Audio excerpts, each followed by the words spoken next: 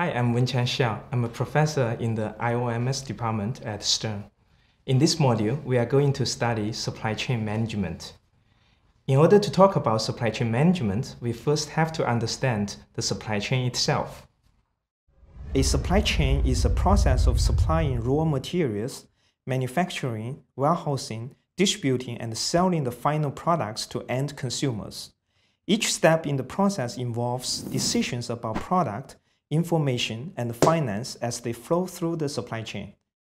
Supply chain management is the management of the flow of these elements. Two of the challenges addressed by supply chain management are how to match supply with demand and how to coordinate supply chain decisions. The supply chain contract is a tool we use.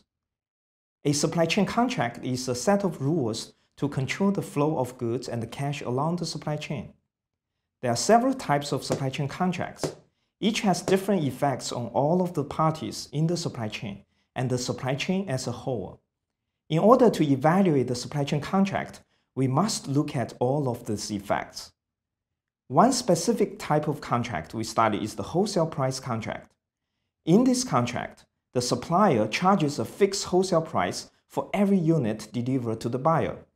The retailer decides how many units to order based on the wholesale price. The wholesale price contract has only one contract parameter, which is the wholesale price, and the payment is a linear function of the order quantity. Because of its simplicity, the wholesale price contract is commonly used, but it may or may not offer a good profit stream for the supplier and the retailer. In order to determine if this is the best contract or even a profitable contract, the parties must perform further analysis.